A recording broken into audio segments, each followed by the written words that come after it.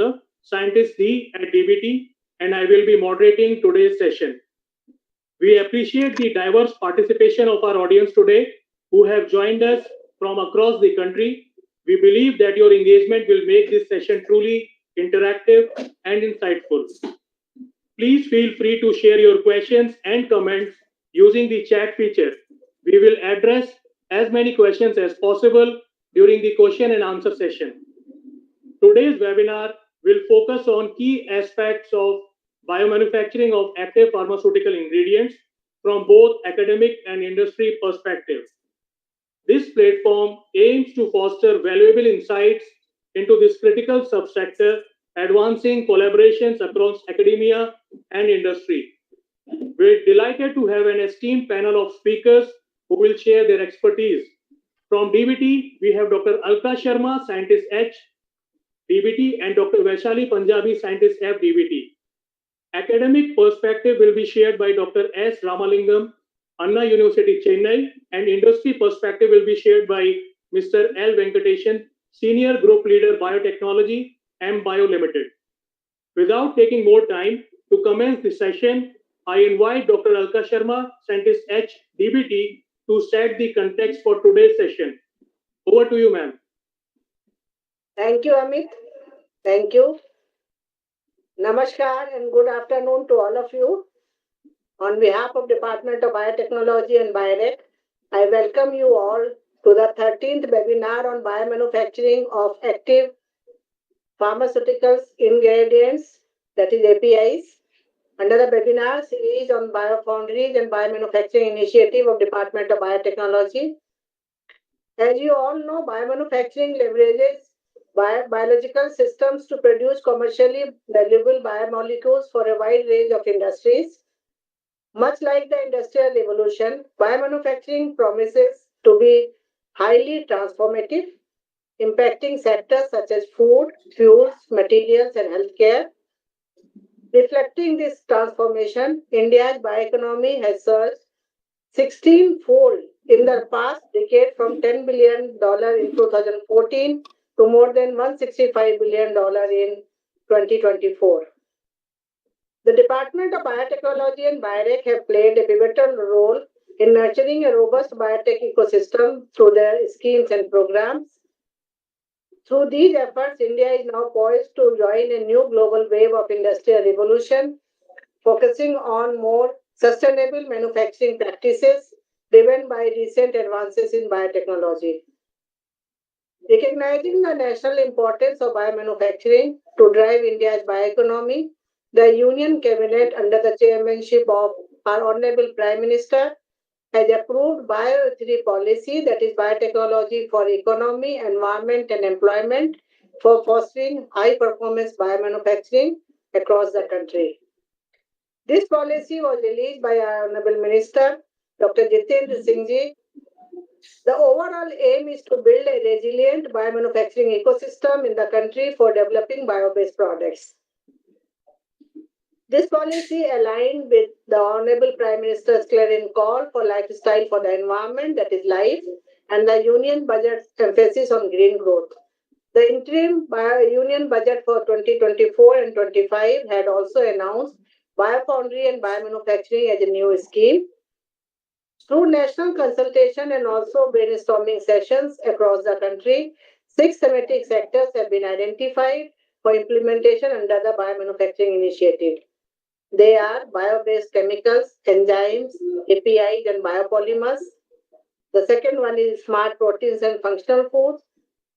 Third is precision biotherapeutics, which includes cell and gene therapy, mRNA therapeutics, and monoclonal antibodies. The fourth one is climate resilient agriculture. Fifth is carbon capture and utilization. And also the sixth one is futuristic marine and space research. These are exploratory areas which we want to do under biomanufacturing initiative. A strategic roadmap has also been formulated to implement Bio3 policy. DBT along with BioRec has issued a number of calls inviting proposals under all these thematic areas. And regulatory conclave is also a key component of this initiative. So the DBT and BIREC that has initiated this Mulanko, that is enabler, that is at the heart of this initiative, is creating a network of cutting-edge bio-artificial intelligence hub, that is bio-AI hub, setting of bio-foundries and biomanufacturing hubs across the country. These cross-cutting technology platforms will act as a backbone for innovation, empowering all the thematic sectors, subsectors, and accelerating India's progress towards becoming a global biomanufacturing leader.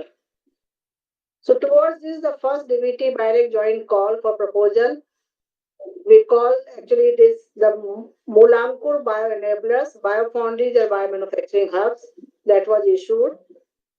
The number of proposals which we received from all the stakeholders in the country have been reviewed and they are under implementation.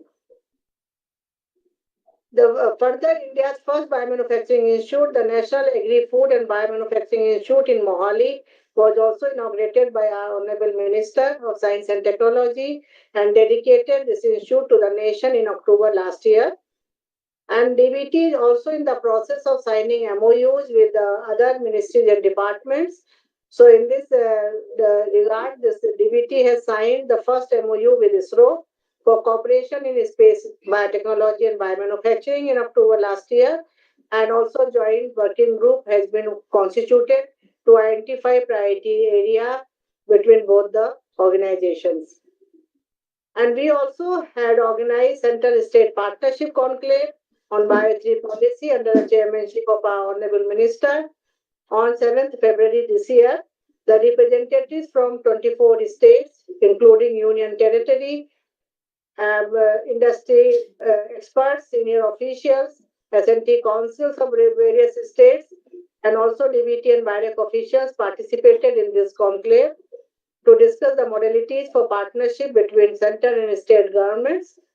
And during the conclave, state government were urged to set up Bio3 cell and which would serve as interconnected knowledge hubs linking state and national stakeholders. And these cells are intended to ensure that biomanufacturing initiatives are aligned with the local priorities and resources while remaining connected to the national objectives. We also, as a follow-up of this, the Assam became the first state to sign MOU with Department of Biotechnology and to formalize the strategic collaboration. And also, they have also developed the Assam specific Bio3 action plan. Outreach activity for the Bio3 policy are being carried out extensively through press meets, social media platforms, editorials, and a school campaign to highlight its significance. To broadcast the activities in the biofoundry and biomanufacturing initiatives, a website of biomanufacturing has also been launched. To further disseminate information about Bio3 policy and discuss thematic verticals, DBT and BIREC have launched a webinar series on biofoundry and biomanufacturing initiatives.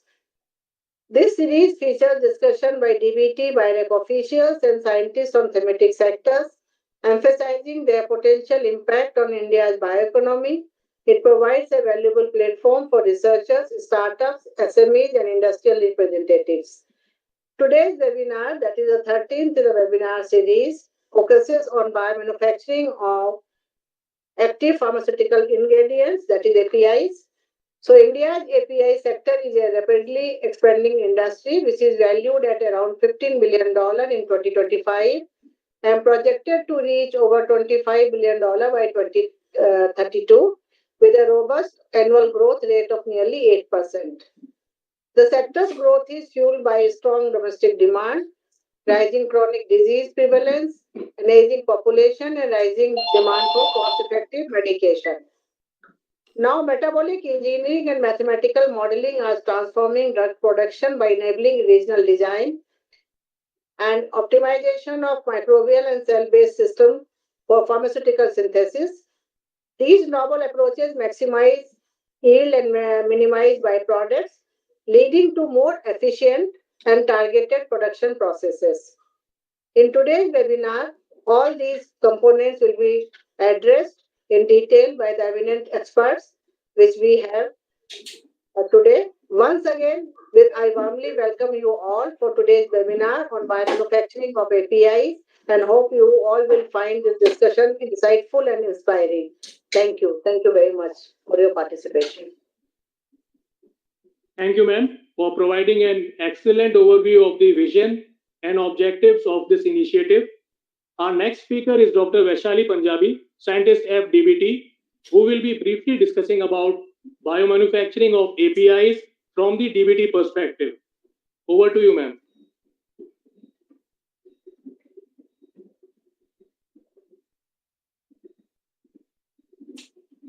You are not audible. Good afternoon, everyone. So, biomanufacturing of active pharmaceutical ingredients, APIs, is one of the important verticals under the DBT's Bio-E3 policy for fostering high-performance biomanufacturing. Next slide. So, as per the WHO definition, API is a substance intended to furnish pharmacological activity to have a direct effect on diagnosis, mitigation, treatment, cure, or prevention of disease, to have direct effect in correcting, restoring, or modifying physiological functions in human beings. There are two types of APIs: the chemical synthetic drugs, which include inorganic synthetic drugs like aluminum hydroxide and magnesium trisilicate, organic synthetic drugs like aspirin, chloramphenicol, caffeine. Natural drugs include biochemical drugs, that is, drugs obtained from biological processes like biocatalysis and fermentation. These include antibiotics like amoxicillin. Phytochemicals based APIs exist naturally in the plants. For example, paclitaxel, an anti-cancer drug. Next slide. The global market for APIs has increased dramatically to 5.9% from 2025 to 2030. The key factors driving global demand for APIs include increasing prevalence of chronic diseases such as cancer, diabetes, cardiovascular conditions, advancement in biologics and biosimilars and innovative drug formulations, shifting towards generic medicines, and the rise in CMOs accelerating API production and distribution. Next slide. So, as far as the Indian API industry goes, we are currently facing several challenges. We are hugely dependent on imports of KSMs and APIs. China accounts for 68% of the API imports in India, followed by US, Italy, Singapore, Hong Kong, and other countries. The cost of manufacturing is very high in India. If an API is manufactured in India, the cost will be 20% more than that of the other countries. Availability and cost of land is the critical limiting factor in India. Many of the fermentation-based API industries have ceased manufacturing in India due to large installed capacities and economy of scale available in other countries of import. We also face several technological gaps. Strain improvement and process development for fermentation-based manufacturing APIs in the country is currently at a nascent phase. India lacks native hyper-producing strains for APIs. We are mostly working on strains which are imported from abroad. Lack of regulatory framework, guidelines to elevate innovative manufacturing platforms is delaying their domestic manufacturing. Next slide. Having said that, India has a strong market demand for APIs. It is projected to reach $35 million by 2030 from a meager market of $12 million in 2022. With its robust infrastructure, skilled workforce, and adherence to international quality standards in the recent years, India is emerging as a leading player in the API market. The favorable government policies and regulatory framework are now encouraging investments in R&D and innovation. We are also focusing on strategic collaborations between the Indian pharmaceutical companies and international partners. These partnerships are gaining momentum and supporting biomanufacturing of APIs in the country. Next.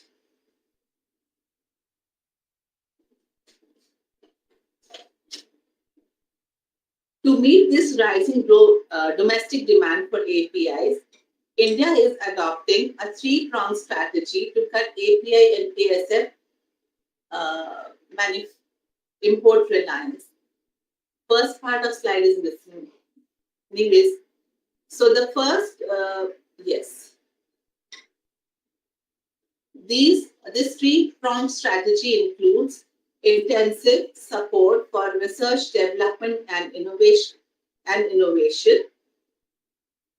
This is being approached by boosting strong industry and academic partnerships, hiring process scientists in research institutions from industry, facilitating collaborations with institutions like NIPER and CSIR Lab that already have strengths in improved process technologies, targeted support for research, development, and innovation in certain APIs of national importance.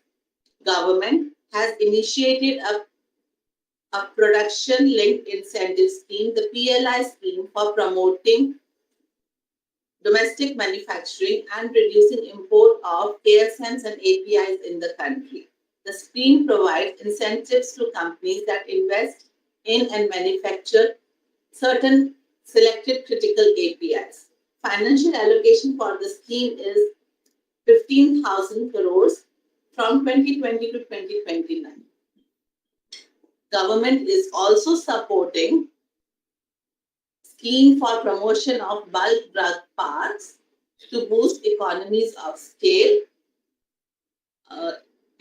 for domestic manufacturing of APIs. The financial allocation for this scheme is rupees 3,000 crores. The scheme was initiated in 2020 and will run up to 2025 and will support establishment of three parks across the country.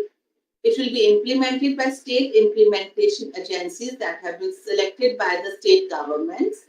It will provide financial support for creation of critical common facilities for API producing industries, which are highly cost intensive and require a lot of government approvals, such as central effluent treatment plants, solid waste management plants, and so on. Next, please. So for further promoting API biomanufacturing in the country, the government has proposed the Bio E3 policy, under which the department will be focusing upon discovery and application-oriented innovative research networks. This will bring together researchers and industry to scout for technologies of industrial importance and work on them together. It will lead to strengthening of the bioprocess scientists in the R&D institutions. It will lead to sharing of information on bioprocesses that will further lead to the development of these processes for mutual interest in manufacturing of APIs. It will promote mapping and availability of indigenous microbial strains for API production and their improvement for yields and so on, which is very important for the manufacturing of manufacturing of APIs in the country. Next. API biomanufacturing under the Bio E3 policy will also focus on bridging the gap for scale-up. It will focus on intensive strain engineering for indigenous hyper-producing strains, which are available with some of the laboratories across the country but need to be worked upon further. Process validation of already existing optimized API production techniques. Scale-up of validated processes for maximum yield translation. Optimization of downstream processes for maximum recovery and minimal loss. Adoption of advanced process technologies for API biomanufacturing, such as continuous manufacturing processes, and adoption of cutting-edge strategies for quality of design approach in API biomanufacturing to ensure that quality is built up into the API biomanufacturing from the very beginning. Next. These initiatives of the government will steer India towards a global biomanufacturing hub for the active pharmaceutical ingredients. Thank you very much. Thank you, ma'am, for providing a detailed overview of the subsector of APIs. Now it is my pleasure to introduce Dr. S. Ramalingam. Dr. Ramalingam is a professor at the Department of Biotechnology at Anna University, Chennai, specializing in metabolic engineering, bioprocess optimization, and sustainable biomanufacturing. His research integrates synthetic biology, kinetic modeling, and multi-enzyme systems to develop microbial and cell-free platforms for producing green chemicals, biopolymers, and pharmaceuticals. His work bridges academic research and industrial applications with patented technologies and collaborations focused on sustainable chemical production. With this, I invite Dr. S. Ramalingam. Sir, the floor is yours. Thank you very much, Dr. Akash Sharma, Vaishali Punjabi, and Dr. Amit Kumar Yadav, Amit Kumar Tripathi, for providing me this opportunity to present my work and to enlighten people. Thank you very much. So I'll go to my PowerPoint presentation.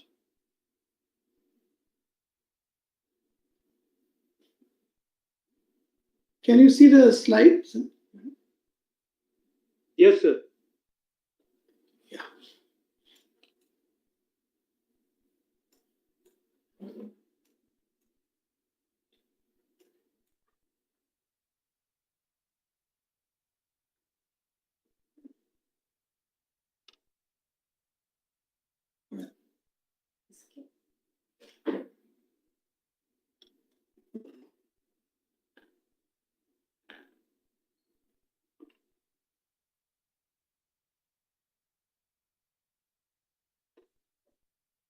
Yeah.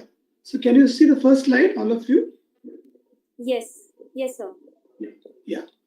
So today I'll try to go through how to optimize multi-enzyme one-pot process with the help of a drug intermediate, that is L2-aminobutyric acid, which is used for reducing levetiracetam, which is used in treating epilepsy by cell-free metabolic engineering. I'm Professor Subramanian Ramalingam from Anna University, Chennai. So, multi-enzyme one-pot process consists of 3 or 4 enzymes or even more enzymes along with auxiliary enzymes, and the substrate should be cheaper and the product should be costly, and it should at least be differing by a mode of an order of magnitude. And usually it's the enzymes are obtained from wild type cell, or it can be cloned into recombinant host, and then the enzymes are isolated, characterized, structure function model or even kinetic modeling is developed, and then we can use them for bioconversion to produce API. And when you want to produce this molecule in a cost-effective manner, 3 things are very important. One is the titer, the other one is rate, the other one is yield. And you need to optimize all the titer, rate, and yield so that the cost of production can be kept as a fraction of the selling price, as shown here. And in that regard, the cost of the enzyme is of a very crucial role. And of course, cofactor is required, we may have to add. But I'll go through how to optimize this API production process for anyone to start with, and what are all the aspects involved in that.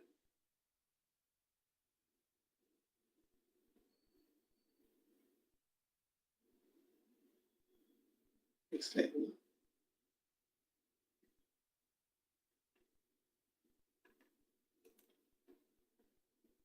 Yeah, can you see the next slide?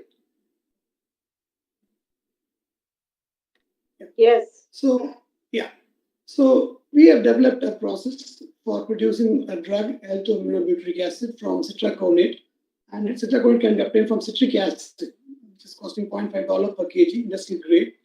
And China had developed a world-class technology that is from threonine to L2-aminobutyric acid. But threonine is more expensive and therefore our technology is competing with the very best. And thanks to BIRAC, they have filed patent across the world in various regions of the world. And the enzymes used in our process is much more efficient than the enzymes of the competing process, and therefore we have developed a technology. And there are two ways by which you can produce this API. One is the multi-step enzymatic biotransformation, wherein the substrate can be synthetic, catalyzed by general class of enzymes, which are non-specific, so you need a lot of engineering. On the contrary, in cell-free metabolic engineering, you go to take a pathway segment, assemble them in vitro. Only products of a metabolic pathway can be made. But enzymes are very efficient, so no need to engineer, but they'll be regulated. But by scouting, we can look for enzymes which are devoid of these problems, regulatory problems, and minimal enzyme engineering is required. A range of products can be made. So the enzymes, either you can procure them, buy them in the market, or you need to produce the enzymes. So you have to scout for very efficient enzyme, then produce them very cost effectively. So you need to have strategies to optimize the production cost, and specific activity is the key factor. And what cell concentration you're going to go. So these two things will decide the cost of manufacturing of the enzymes.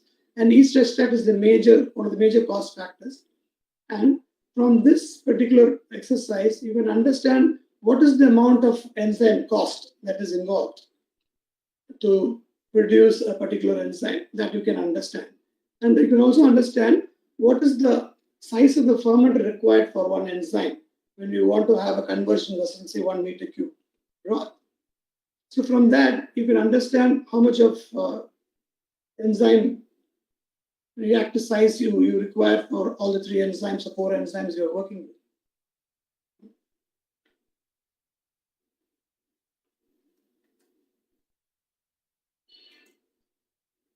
Yeah.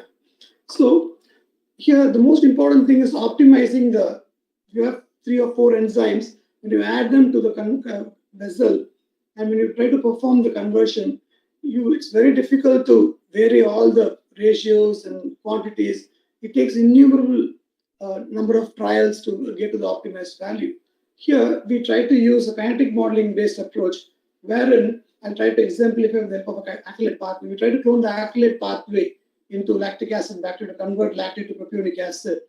And we found very low productivity of propionic acid. Then we want to understand the pathway. So we kinetically modeled, knowing the mechanism of the enzymatic reactions, into a opacity model. Then we estimated the parameters of the enzymes for each and every enzyme. Here we have shown for one enzyme. Then we validated by putting all the enzymes in vitro.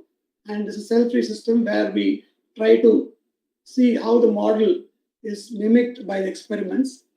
And we fix the ratio. What should be the ratio of the enzymes to get the maximum conversion? Here you can see in the cyclic model, we have got the ratio of the enzymes, 3 enzymes that you need to give to the reaction, so that will result in maximum product formation.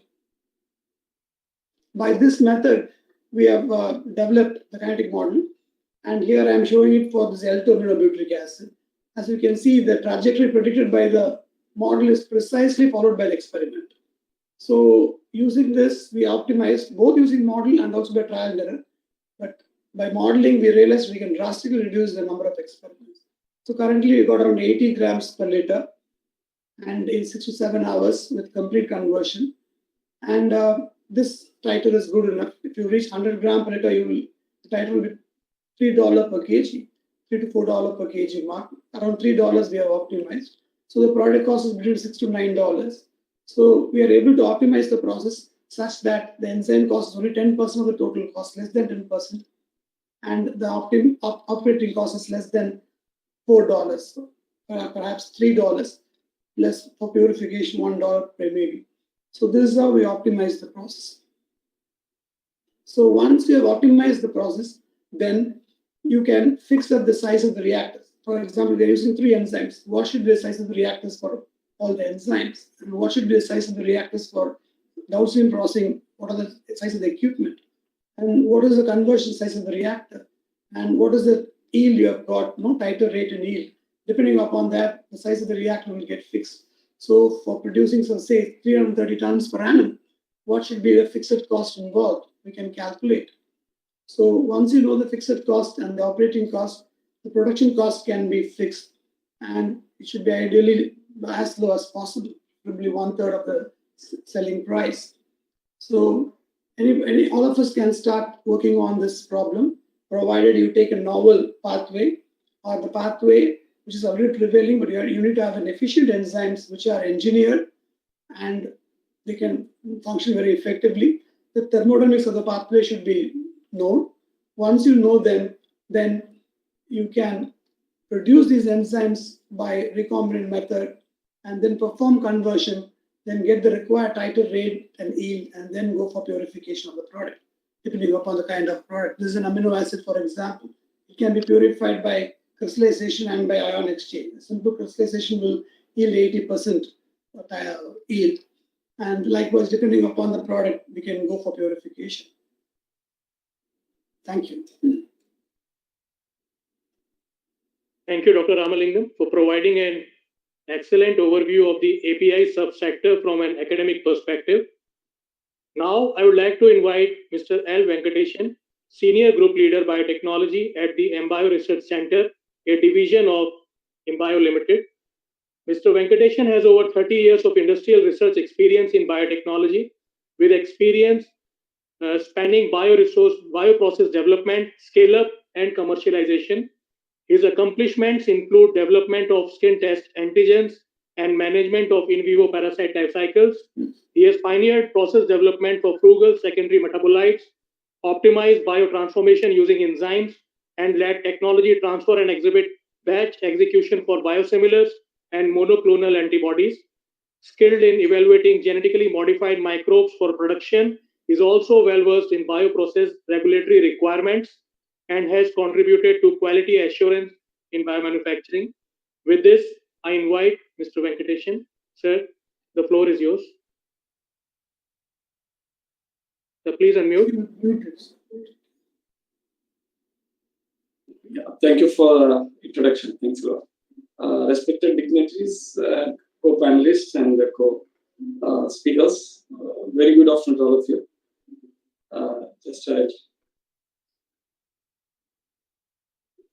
Screen is visible? Yes. Yeah. Yes, it's visible. You'll have to put it on screen. Yeah. Yeah, this is biomanufacturing or API. So in industrial perspective. So previously, two presentations most aligned to my, what we're going to discuss today. See, this is a bird's eye view of biomanufacturing of API. See, this so 6 major components. The API is actually chemical synthesis, plant or immunology, and biotechnology. Madam sometime explained in detail. So then is this development optimization. Yes, Dr. Just a previous presentation he explained in detail. So then there's energy cost and technology feasibility and quality aspects and regulatory approvals and effluent treatment. So these are the core things to take biomanufacturing to a commercial success, which we would like to share. See, in the API chemical synthesis is a plant animalogy and biotechnology. So mostly the biomanufacturing, there are two major areas. So one is the big molecules, high molecular weight proteins like insulins, GC itself, and MABs and all the things. And the biomanufacturing, the other which is said API is low molecular weights that still have the regulations of similar, but this API is coming from the low molecular, it's a huge potential in the industrial and the commercial scenario, and also versatile and very complex in taking it to commercialization. So I'll be covering the small molecule of interest in APIs. And in this again, then biomanufacturing, this biotransformation, just before we had discussed about the L2 aminobutyric acid, it's a biotransformation product. So one of the subject, it's a wholesale and a cell-free enzymes, a huge potential, and they're being investigated many scientists for biomanufacturing. Also KSM, It's a key starting material, and advanced units being synthesized by biotransmission and are produced by fermentation by using microbes. So in this, the chemical synthesis, also the competition between the biotechnology. See, there are some chemical molecules chemically synthesized, now taken a step towards synthesizing by biological routes. There's many molecules of things coming in the recent 10, 15 years and commercialized a few. And similarly, plant and animal origin compounds, say for example, brilliant example, axanthin.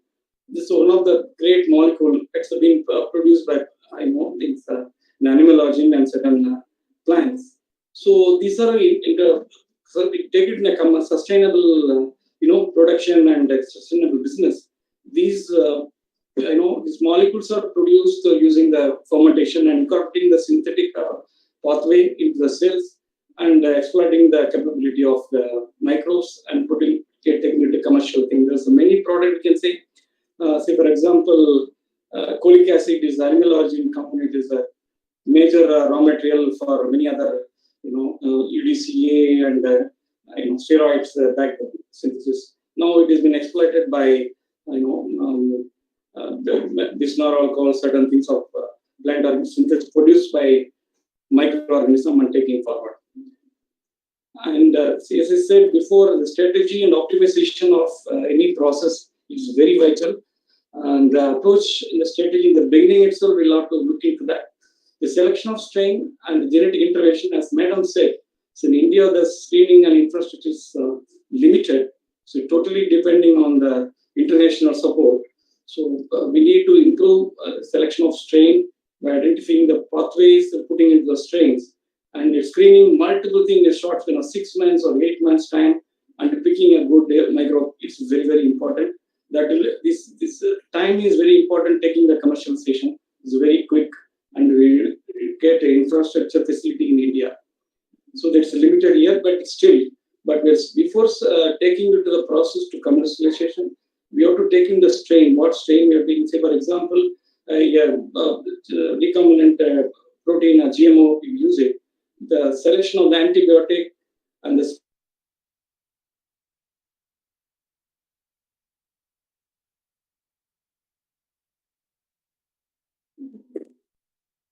Dr. Venkatesan, we have lost your voice. So please unmute. Dr. Venkatesan, selection pressure molecule is very, very important. Yeah. Your voice is breaking, sir. Not audible.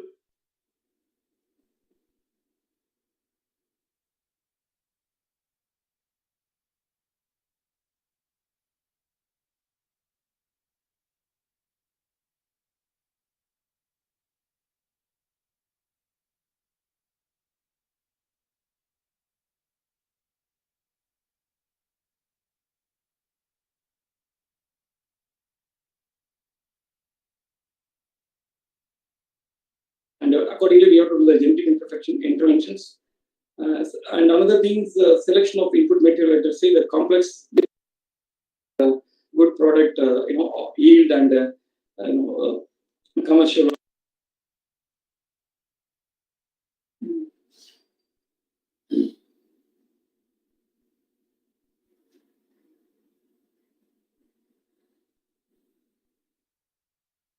The voice is breaking in between.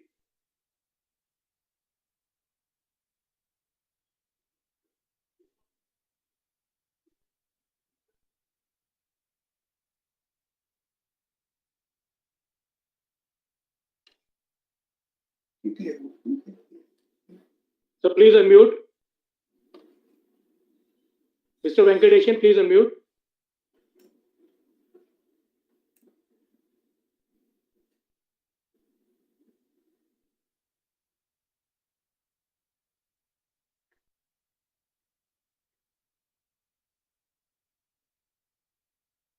Unable to hear you. Unable to hear you.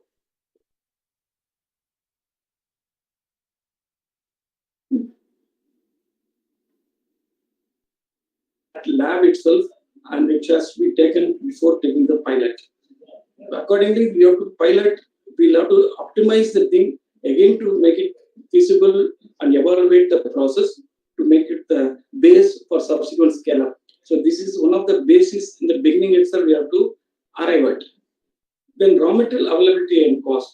So again, locally available raw materials are very, very critical, and the cost should be very, very important because the utility cost and the recovery costs are more.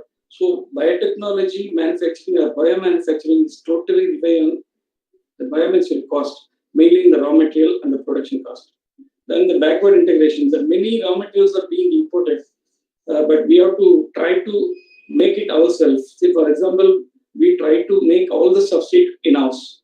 We generate all the substrate synthetic, even if it's a chemically synthetic molecule, we try to synthesize ourselves before doing the scale up and commercial batches, so that we will the cost of the production and subsequent commercialization is very easy. And efficient process condition in this subject with the steam, the power, air, so the fermentation time, these are very, very important. They add up to the cost. More than the raw material, the utility costs are very high, and we have to focus on the steam, the power. Power means the impellers, the design of fermenters, the surface area, the aeration, and the requirement of oxygen is always we have to consider in the cost. So when the process is there, then we'll have to make the media addressed according to the oxygen requirement, so that the viscosity of the media, the height density, the compromise has to be taken when the utility cost is considered. The yield and throughput, see, this is going together. So the yield will be high when the recovery will be less because there is a loss during the steps and the recovery process. Also the throughput, so we have to increase the throughput so that meet the batch output. Is vice versa. When the throughput is high, the still this will be more very lucrative. At the same time, the throughput is less also if the recovery is very high at 90% target. So still we can make it the commercially viable process. Then the sensitivity analysis. So we'll have to be very careful on taking the input materials and utility costs. After certain times, whatever we do the optimization, after certain point of time, that increase the process price of the raw material and the production cost will have no fluctuation.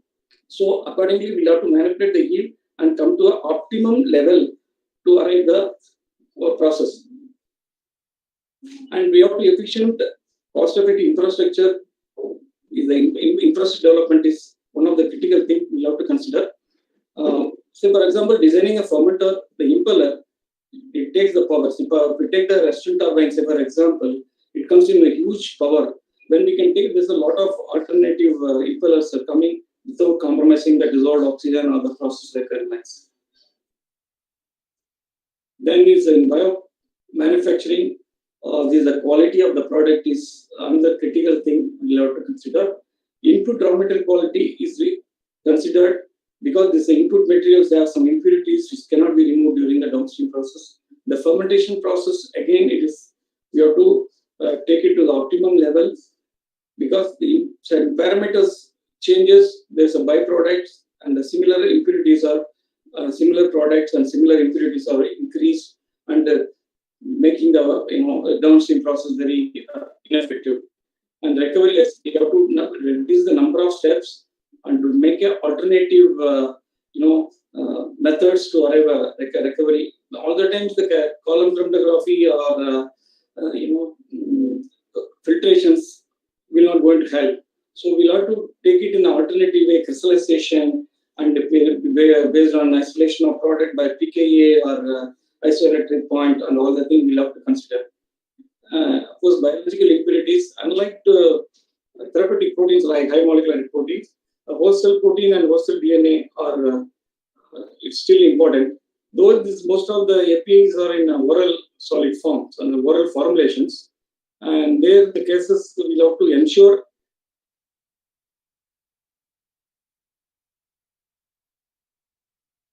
during the valid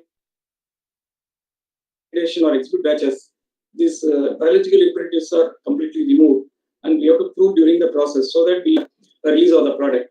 Once established, this ocell protein and ocell are absent during the exhibit batches and the validation batches, then we are through. There is no requirement of complete testing during the back continuous manufacturing process. Elemental impurities, again, yes, this is one of the quality things we have to consider, because all the media components required addition of materials like cobalt chloride and molybdenum and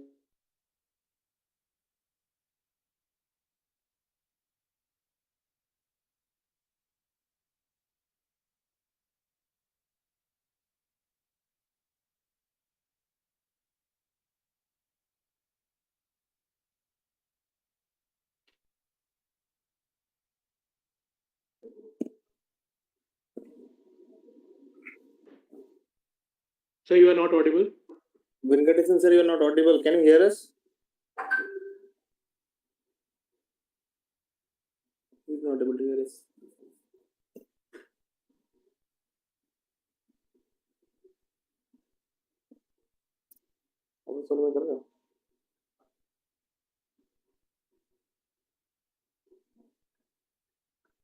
all the things for just necessity for the cells to perform and produce and elements, but regulatory.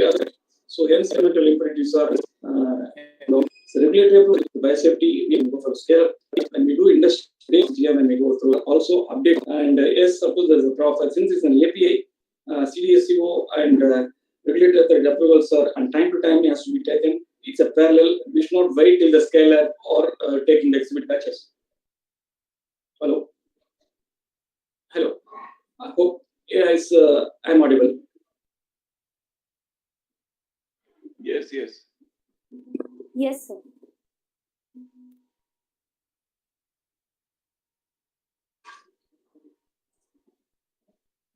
Thank you, sir, for providing an excellent overview from the industry perspective.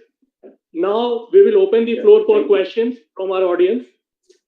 Please type in your questions in the chat box, and our moderators, Dr. Amit Kumar Tripathi from DBT, Dr. Smita and Dr. Sujit from BIRAC, will assist in facilitating the discussion. Over to team DBT BIRAC. Thank you, Dr. Yadav. So the first question is from Dr. Richa Kapoor for Dr. Alka Sharma ma'am. And Dr. Richa is asking, many startups and industry have significant leads in bio-based production of APIs. However, the regulatory pathway of biomanufactured APIs is not too clear. What steps are DBT and BIRAC taking in this direction? Thank you, Amit.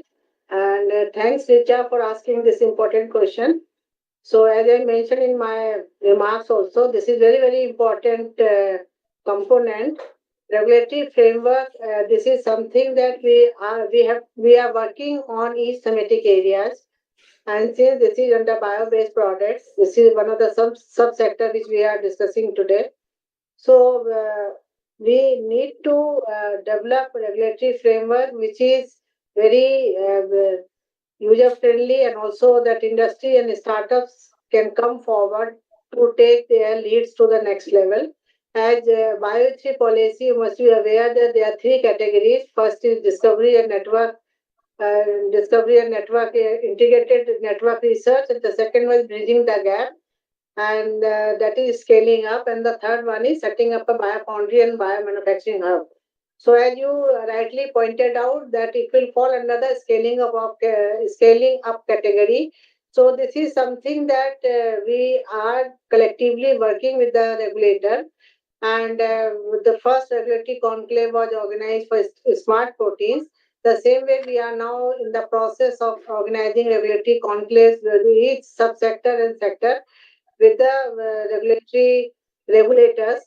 So we actually we have already mapped that who all can be partner for discussion on this important topic. And since you know that these just connecting the dots, they take some time. But I agree with you that this is very, very important to take the lead to the next level, and also further just to take that beyond that, to bring to the market. Regulatory framework has to be in place, and the government is actually very forthcoming, and then it's very actively working with all stakeholders. And I think in some point of time you will also be involved yourself once we will have some kind of document and that can be placed for public comments and all. So look forward from all of you. All have participated in this important topic webinar that you all will contribute significantly. Thank you. Over. Thank you, ma'am. So the next question is for Mr. Venkateshan, and it is from Dr. Subramaniam. And Dr. Subramaniam is asking, what are the challenges in scaling up lab-level biomanufacturing processes for APIs to GMP-compliant commercial scale production in the country? Yeah, see, this is a very important. I mean, the scale-up dynamics in the biotechnology is not similar like APIs of chemical synthesis. See, the dynamics from 10 liter to 1 KL if you scale up, so now the dynamics are completely changed.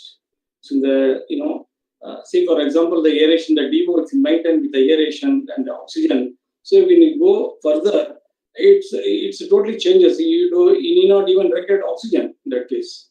The yield dramatically improves. Sometimes the impurities are increased.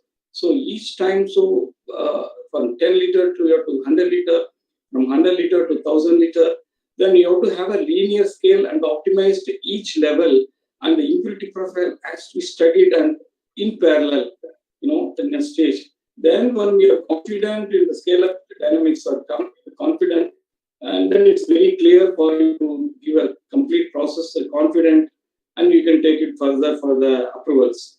Say, like I said, an example, know-how is always, a common thing, but the know-how is we are learning from the scale-up only.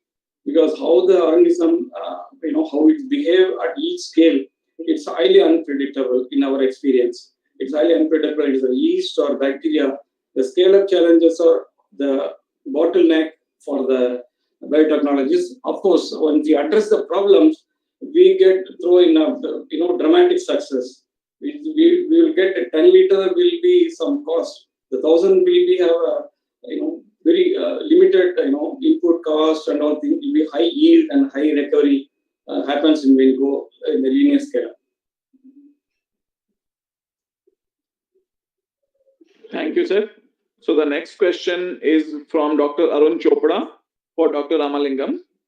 And Dr. Chopra is asking, is it always necessary to undertake genetic modification for developing metabolically improved strains?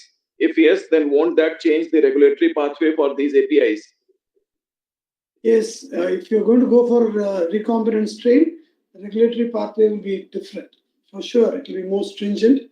So working with a wild type is getting regulatory approval is far more easier. So that means you need to get very high amount of yield, tighter rate in yield if you're going to go for genetically modified strain. But as of now, if you want to go for any metabolically engineered product, it's or even any antibiotic or any other compound, it's preferable that you combine rational modification with random mutagenesis and involve a very high yielding strain. So for sure, it should be genetically engineered strain because all the best strains are modified. So we also need to modify them and go for regulatory approval.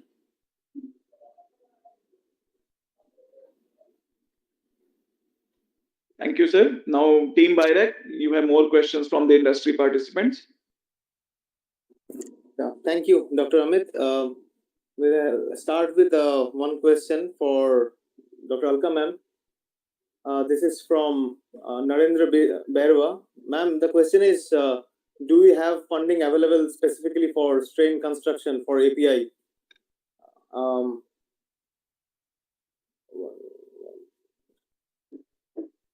And just a second, ma'am. And he's writing, actually, do they have a strain? Do we have funding available specifically for strain construction for API ingredients production and manufacturing? Yes, we have funds for that, and then as I mentioned that the call for proposals we are now placing for inviting proposals. So as I said that there are three categories. So the first one, the first part of the question will fall under the category number 1, that is discovery and integrated network program. So basically, this is something that to identify the strain and also what kind of modification is required in the strain to have the maximum that have the potential strain which can produce as per the requirement. And the second is the manufacturing part is also there. So as I said that yes, and the third category, that is bioenablers, that is the aim is to set up biofoundries and biomanufacturing hubs across the country. Here also I would like to mention about BioAI hub. So there are technologies which can be used to identify the strain and modify that further. And also for manufacturing, yes, if someone has reached that stage, they are ready to manufacture the products by further, so that also the funding is available. And now if you can just see the DBT direct website and also tweet messages, LinkedIn, everywhere we are now placing this that the calls are open. Please apply. If you think that you are from that field and you can contribute towards this initiative, biomanufacturing initiative, and API as we are discussing today, is one of the key components and is very important for the country. Over. Thank you, ma'am, for your answer. And seems he's satisfied. He has written that. Thank you, ma'am. And I'll take one question for Ramalingam, sir. Sir, it's from Dr. Allen. He is writing that removing host cell proteins, DNA, and other impurities without degrading the API is critical. So, how this particular issue can be mitigated? Yeah, usually they say if you're going to work with the API, for example, the amount of protein should be 10 milligram totally per liter, and then otherwise removal is a challenge. So you have to ensure that the enzymes you are working are very efficient, so that the amount of cellular material you are adding inside the bioconversion vessel is less. So in that regard, it is highly possible to remove the contaminant. But if the volume or the concentration increases, then yes, it becomes a challenge. Thank you, sir. Purification, it will result in additional purification cost. Thank you, sir. I'd like to request Dr. Aarti to please take over to facilitate the next question. Ma'am. So my question is for Dr. Venkateshan. So, sir, the question is the processes that work in lab scale often faces issues when we go to the industrial scale. So, is there any way that we can anticipate this beforehand and can troubleshoot accordingly? Can you repeat? Your voice is audible. Can you repeat, please? Hello, am I audible, sir? Yeah, please. So, sir, I was just asking, the processes that work at lab scale, they often face issues when we come to the industrial scale. So, is there any way we can, anticipate this beforehand and can troubleshoot it beforehand accordingly? Yeah, yes. We are doing the scale up. We'll have to address all that. See, when we have to plan what is the commercial stage we are going for to make it viable, techno-commercially viable. The scale-up operation is very, very important. We have to design upfront at what scale we are going to produce in commercial. Once it is fixed, we will have to take it in at least 1/10 of the size. We'll have to do the validation and we will work on that. So once it is in that work, it will immediately the troubleshooting is very easy in the commercial scale. We'll not have much, but in the linear scale of input, the low volume and predicting at the KL 20 KL or 30 KL, it is highly unpredictable. So when we design a process at what this scale, it is viable, commercially viable. With that, at least 1/5 or 1/10 we'll have to validate, and we have to get the confidence. Then it will be easy for commercial. Thank you so much, sir. Shall I add up a question answer to that, sir? Sure. Please, please. Yeah. See, this scale down is very important. For example, you're going to sterilize a medium in a very large reactor. It takes 5 hours to cool the reactor, 6 hours to get to the required temperature. But if you're doing a sterilization in a lab scale reactor, within 15 minutes or 20 minutes, you will cool it down. So if you're going to do a 2-liter reactor operation, you also have to cool it for 6 hours like how it is cooled in a very large reactor, then when you're going to scale it up, the problem will get minimized. So that is called scale down. So what will happen in the larger scale, you should be able to visualize it and perform operation at the small scale just like that. And then when you scale it up, it becomes easier. So both scale up and scale down is crucial to avert the problems you are facing while scaling up. Thank you, sir. The next question is again on a similar line. Dr. Ravi is asking how to take care of the raw material variability. For instance, variability in quality of media and reagents can impact product consistency. So they want to know how to minimize that. Dr. Ramalingam? Yes, I've worked with penicillin fermentation in JK Pharma and in Saraba and few other companies. Alembic also have worked. So we work with the raw materials like cottonseed flour, soybean flour, and they are very variable. So we even constip liquor, we get it from different industries. So it's extremely a difficult thing. There's no other way around. There's going to be fluctuation in the productivity levels. So if you're working with a very defined medium or standardized medium, that's for costly product, it's absolutely fine. If you're going to work with recombinant E. coli, for example, even yeast extract, that it is a variability is there. So we go for a very high quality yeast extract. Otherwise, you're going to go for a very large scale production of antibiotics or any other compounds. This variability will be there, and it should be taken in the fold. 10 to 20% fluctuation in the activity from batch to batch will be prevailing. It can't be averted. Thank you so much, sir. Now I will hand it over to Dr. Yadav for closing remarks. Dr. Yadav? Thank you. Thank you, Dr. Amit Tripathi, Dr. Sujit, Dr. Smita, and Dr. Aarti. Now, as we come close to the insightful webinar, I would like to extend our heartfelt thanks to all our speakers for their valuable contributions. Your insights have shed light on the immense potential of this subsector of APIs. For those unable to attend live, the webinar recording will soon be available on the DBT and BIRAC websites.